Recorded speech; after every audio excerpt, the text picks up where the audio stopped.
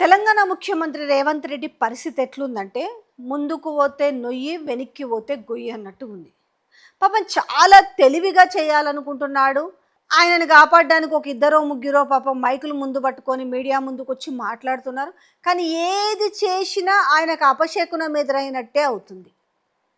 అన్నీ కూడా అంటే ఈ ఆల్రెడీ వీళ్ళు కంప్లైంట్స్ చేసుకోవడమే ఘోరంగా తయారైంది. బయటకు చూడనీక మాత్రం రేవంత్ రెడ్డికి మేము సపోర్టుగా ఉన్నట్టుగా ఒక ఫ్లేరప్, నేను మంత్రులకు సపోర్టుగా ఉన్నప్పుడు ఒక ఫ్లేరప్, కానీ అవేవి జరగట్లేదన్న విషయం ఇటు మీడియాకు తెలుసు, ఇటు ప్రజలకు తెలుసు. మొన్నటికి మన ఆయన తమ్ముని విషయంలో చూసినాం కదా. ఆ తమ్ముందో కంపెనీ, దానికి ఓ ఫోన్ నెంబర్ 1234 నెంబరు, దాని తర్వాత నెంబర్ మార్చడం, లేకపోతే తర్వాత అది లింక్డ్ఇన్లోనే లేకుండా చేయడము. ఇస్తే మాత్రం ఏమైంది, వాళ్ళు బాగుపడకూడదా, వాళ్ళ కుటుంబ సభ్యులు బాగుపడకూడదా, వాళ్ళకి తమ్ముళ్ళు బాగుపడకూడదా అని చెప్పేసి మరి బాధ్యతాయుతమైన పదవిలో ఉన్న వాళ్ళు మాట్లాడడం బాగుపడవచ్చు.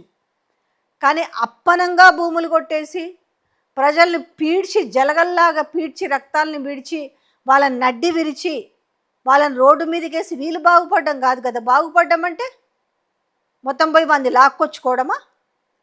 ఎంతసేపు ఏడ కనపడితే ఆడ భూములు బయటికి వచ్చింది ఎంత ఇసుమంతనే, జనాలకు తెలియాల్సింది ఇంకా చాలా కొండంత ఉంది. దీనికే గింజుకొని చేస్తున్నారు. ఈ వార్తలు దేంట్లన్నా వస్తే వాటిని కొట్టి పారేయడానికి ఎంత ప్రయత్నం చేస్తున్నారు. అన్నీ ఎదురు దెబ్బలే కదా రేవంత్ రెడ్డికి. ముందు కొత్త నొయ్యి వెనక్కి కొత్త గొయ్యి. చాలా తెలివిగా, ఎందుకంటే నేను ప్రతిపక్షంలో ఉన్నప్పుడు చాలా తెలివిగా అడుగులేశాను కాబట్టి నేను గెలిచి అధికారంలోకి వచ్చాను. ఇప్పుడు నా దగ్గర డబ్బు ఉంది కాబట్టి నేను ఏమైనా చేసి మళ్ళా గెలిచి అధికారంలోకి వచ్చి దోచుకుంటాననే భ్రమలో కలలు కంటున్నారు. కానీ తెలంగాణ ప్రజలు దాన్ని ముడివడియరు. ఇక ఇంకొంతమంది మీడియా ఒకటో రెండో వాళ్ళు సోకాళ్ళు ఉంటారు. అసలు వాళ్ళు ప్రజలకు ఏం చెప్తారో కూడా అర్థం కాదు. రేవంత్ రెడ్డిని పొగుడుతున్నారా, రేవంత్ రెడ్డిని తిడుతున్నారా? మరి రేవంత్ రెడ్డి అధికారంలో బీజేపీ రావద్దంటారు, కాంగ్రెస్ రావద్దంటారు, బీఆర్ఎస్ రావద్దంటారు, ఆల్టర్నేటివ్ కావాలంట. ఎవరు ఆల్టర్నేటివ్ అది చెప్పరు. కానీ ప్రజల్లో మనసులో ఏదో విషయం నింపే ప్రయత్నం, అవన్నీ పప్పులు ఉడకవి. ఇంకా ప్రజలకు అర్థమైపోతుంది కదా, అనుభవిస్తుంది కష్టమో సుఖమో నష్టమో లాభమో ప్రజలు కదా అనుభవిస్తుంది. ఎవరికి ఓటేస్తే ఎలా ఉంటుంది పాలన అనే విషయం ఇవాళ తెలంగాణ ప్రజలకు తెలియకుండా ఉన్నారా? ఇవాళ సర్వేలు ఎవరు చేస్తున్నారు? ముందు వరుసలో సర్వేలు చేయించుకుంటుంది హైకమాండే చేయించుకుంటుంది. రేవంత్ రెడ్డి చేయించుకుంటున్నాడు పదే పదే. అసలు ఎట్లుంది రాష్ట్రంలో మా పరిస్థితి, ఏమనుకుంటున్నారు జనాలు అని చెప్పేసి.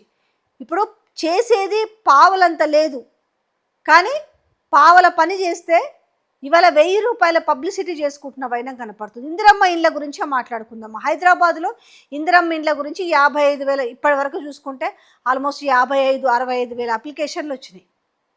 దాంట్లో ఏంటి 6 లక్షలు కట్టాలి వాళ్ళు. పోనీ ప్రభుత్వం ఏమో ఉచితంగా వాళ్ళకేమి ఇల్లు ఇవ్వట్లేదు కదా. పేరు కంటే ఇంక రేపు శంకుస్థాపన చేస్తారు, ఓ విపరీతమైన పబ్లిసిటీ, ఇమ్మీడియట్లీ వాళ్ళు వచ్చిర్రు గృహప్రవేశం చేసిరు అన్నట్టుగా. అసలు గత ప్రభుత్వంలో ఒక్క ఇల్లు కట్టలేదనంటే అసలు అది నోరా తాటిమట్టా కూడా అర్థం కావట్లేదు. గత ప్రభుత్వంలో ఒక్క ఇల్లు కూడా కట్టలేదా? అసలు కొంతమందికి చెప్పేటలకు సోయి, ఎవరన్నా ఒంటి మీద సోయిందా, సిగ్గు శరం ఏమనుందా? ఇప్పుడు నాగోల్ 30 అన్నారంలో కట్టిన ఇల్లేంది, వనస్థలీపురంలో కట్టిన ఇల్లులేంటివి, కొల్లూరులో కట్టిన ఇల్లులేంటివి? ఇవాళ ఉన్న వాళ్ళందరూ ఆ ఇళ్ళలో ఉన్నారు. కొన్ని ఇంకా ఆక్యుపెన్సీకి నోచుకోక ఇంక అట్లనే ఉన్నాయి, అవి ఇస్తలేరు. ఇంకా ఇస్తే ఎక్కడ కేసీఆర్కి పేరు వస్తుంది అని చెప్పేసి ప్రతిదీ అబద్ధమేనే. ఆఖడికి వాడేవాడికి 10 ఏళ్ళ నుంచి ఆధార్ లేదట. ఆ ఆధార్ లేకపోవడం కూడా కేసీఆర్ యొక్క ఫెయిల్యూర్ కాడికి తీసుకొస్తారు. ఆధార్కు వీళ్ళకి ఏమైనా సంబంధం ఉందా? అంటే ఎంత దిగజారుడు పరిస్థితి వచ్చింది అనేది అర్థమవుతుంది. అంటే అర్థమవుతలేదు, ఏం చేయాలో అర్థమవుతలేదు. ఇవన్నీ మానేసి ప్రజల మీద దృష్టి పెట్టి పాలన మీద దృష్టి పెడితే డెఫినెట్గానే ప్రజలు ఆదరించడానికి అవకాశం ఉంటుంది. 100 రోజులలో హామీలు ఫస్ట్ మేము గెలవగానే నెరవేరుస్తామని చెప్తిరి, అయిపోయి తర్వాత 100 రోజులలో హామీలు నెరవేరుస్తారని చెప్తిరి. పార్లమెంట్ ఎలక్షన్లలో భాగంగా కనిపించిన దేవుడి మీద దేవత మీద ప్రమాణాలు చేసి ఒట్టు పెడితిరి. రైతు భరోసా గురించి ఏంటో తెలియదా? ఇవాళ కళ్యాణ్ లక్ష్మి షాదీ ముబారక్ని ఏ రకంగా ఎత్తివేయాలనే ప్లాన్ జరుగుతుంది అనేది కూడా తెలియదా? కళ్యాణ్ లక్ష్మితో భాగంగా ఏది 1,00,000 రూపాయలతో భాగంగా తులం బంగారం ఇస్తామని చెప్తిరి, ఇచ్చిరా? అంటే ప్రజలు ఇది మర్చిపోతారనా? మేము పెట్టంది సన్న బియ్యం ఇచ్చినాము, సో ఇవి ఎందుకు అడుగుతారులే అనుకుంటున్నారా? మహిళలకు ఇస్తామన్న 2,500 గురించి మర్చిపోయినారా? మేనిఫెస్టోలో మీరు పెట్టిన అంశాలు వాళ్ళేమో మీరేం ప్రజల దగ్గరకు వెళ్ళేసి పీపుల్స్ మేనిఫెస్టో తయారు చేయలే కదా. అసలు మీకు ఏమేమి కావాలి, సంక్షేమ పథకాలు మేమేమేమి ఇవ్వగలము, ఇవన్నీ మీరు ఏమైనా పబ్లిక్లో మధ్యలో కూర్చొని మేనిఫెస్టో అయితే తయారు చేయలే కదా. మేనిఫెస్టోను మీరు అరచేతిలో స్వర్గం చూపించి ఇదిగో మేము అధికారం రాగానే ఇది చేస్తామని చెప్పి ఈరోజు మీరు దాచుకొనికనే సరిపోతుంది కదా. కనపడ్డ భూమినల్లా కబ్జాలు చేయడము, ఇక్కడ పదవులు ఉన్నాయి కాబట్టి ఏముంది, రాజు దలుచుకుంటే దెబ్బలకు కొదవ అన్నట్టు ఏడ కనపడ్డది ఆడ తమ్ముళ్లకు, కుటుంబ సభ్యులకు, అల్లుళ్లకు, బావమర్దులకు కట్టబెడుతున్న వైనం. మీరు అనుకోవచ్చు ఏముందిలే ప్రజలకు ఇట్లానే నోర్లెళ్ళబెట్టుకొని చూస్తారు అనేసి, కానీ ఆ చూసి ఏ రకంగా దేనికి రేపు నొక్కాలనే విషయం కూడా ప్రజలకు చాలా స్పష్టంగా తెలుసు. రేవంత్ రెడ్డికి ఏమైందనంటే అందుకే ఎనికి పోతే ముందుకు పోతే ఏం అర్థమవుతలేదు. ఏంది బీఆర్ఎస్లో తాకిడికి అర్థమవుతలేదు.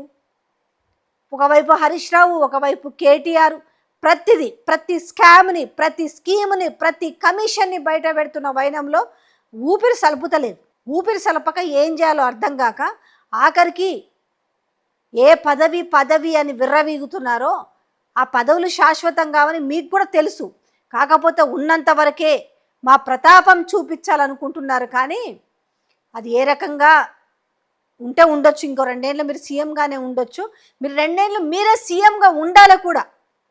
ఎందుకంటే అసలు రాహుల్ గాంధీకి ఒక విజ్ఞప్తి, అసలు రేవంత్ రెడ్డిని మార్చొద్దు. ఇంకో 2 ఏళ్ళు రేవంత్ రెడ్డి ఉంటే ఇంకా ప్రజలకు చాలా క్లారిటీ, ఇప్పటికే 99% తెలిసినాయి, మిగతా ఉన్న 1% కూడా ప్రజలకు చాలా క్లారిటీగా తెలుస్తుంది. ఎందుకంటే మీరు చేపించిన సర్వేలలోనే మీ కొడంగల్లో మీరు గెలుస్తారా లేదా అన్నదానికి, మీ కొడంగల్లో మీకు ఎలాంటి ఇప్పటికిప్పుడు ఎలక్షన్లు వచ్చినా, లేకపోతే 28లో వచ్చినా, 29లో వచ్చినా మీ రిజల్ట్ ఏ రకంగా ఉండబోతుంది, మీకు ఏ రకమైన డిపాజిట్ అసలు దక్కుతుందా లేదా అనే అంశం మీకే కదా తెలిసింది. అందుకే కదా ఫ్రస్ట్రేషన్ ఎక్కువైంది. ఏ రకంగా చూసినా రేవంత్ రెడ్డి అనే వ్యక్తి ఒక అష్టదిగ్బంధం అయిపోయినాడు. అన్ని వేళలో నా పాచికలే పారుతాయి అనుకుంటే చరిత్రను ఒకసారి తిరిగేసుకోవాలి. చరిత్రలు, పురాణాలు తిరిగేసుకుంటే మనం అన్ని వేళలా మన సమయం ఉండదు. అహంకారము తలకెక్కినప్పుడు శని ఏ రకంగా నెత్తిన కూర్చుంటుంది అనడానికి కనిపిస్తున్న పరిస్థితులే దానికి ఉదాహరణ అని చెప్పవచ్చు.